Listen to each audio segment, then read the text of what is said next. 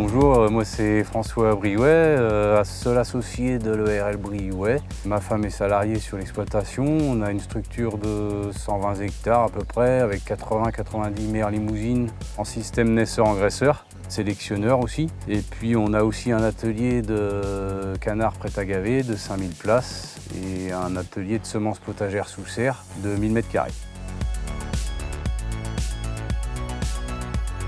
Nous aujourd'hui sur l'exploitation, on travaille beaucoup en CUMA pour le travail du sol, pour les cultures. Donc on avait un tracteur qu'on appelle communément cours de ferme. C'est un tracteur chargeur autour de 100 chevaux.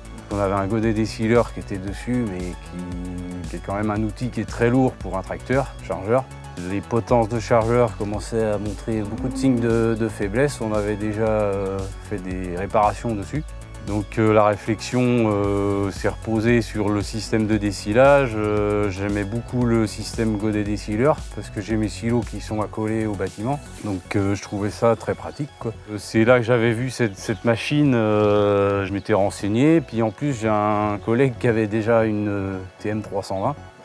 Donc j'étais allé la voir et puis je trouvais que c'était une machine intéressante, quoi.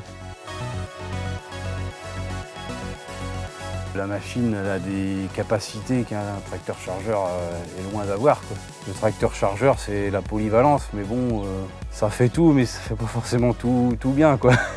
Là, vraiment, la machine, son domaine de prédilection, la manutention, quoi, clairement. J'ai été agréablement surpris. Ça monte très bien sur les silos. Et pour tirer un plateau de foin ou de paille, il n'y a aucun souci sur la route. Je pense que étant donné que c'est une articulation centrale qui fait tout en fait. Les ponts sont fixes. Quand on veut approcher le long des murs, on arrive à s'approcher plus facilement. La machine, elle passe partout, quoi. Elle se casse en deux, donc quand les roues passent, les roues avant passent, les roues arrière passent. Non, avant on levait à 4 mètres avec un chargeur, là on lève à plus de 5 mètres. On a un pit-bot où j'ai testé, on peut sans problème prendre 4 bottes de 500 kg. Bon, déjà j'avais un collègue qui en avait une, donc ça m'a rassuré, il avait déjà fait 3000 heures avec. Il y a ça qui m'a fait acheter la JCB, moi c'était justement que c'est un convertisseur. C'était la seule que je connaisse qui était en convertisseur. Pour l'entretien on a tout, on a la vue sur les types de refroidissement, les niveaux, le radiateur il s'ouvre pour le nettoyer, le filtre à air il est accessible.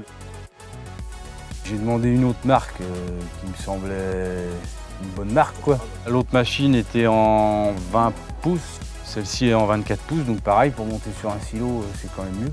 Ah oui, il y avait aussi le moteur, du coup, je crois que c'est un 4,4 litres. Tout ça, je pense qu'au niveau couple, on doit être un peu meilleur que sur un 3,6 litres. Au niveau confort, l'environnement de la cabine aussi était plus agréable sur la JCB que l'autre marque. Puis après, bon, JCB, c'est quand même une marque qui est connue. Il y a quand même des retours relativement intéressants sur la marque, je pense. C'est vrai que c'est pratique pour faire les entretiens, c'est fait sur place. Souvent avec le tracteur, on l'emmenait à Saint-André. Bon, on gagne du temps, comme ça, c'est fait ici. On est appelé parce que la machine elle est suivie à distance. Donc quand les heures arrivent au terme pour l'entretien, on est appelé, on fixe un rendez-vous et puis le technicien il vient faire l'entretien. Ouais.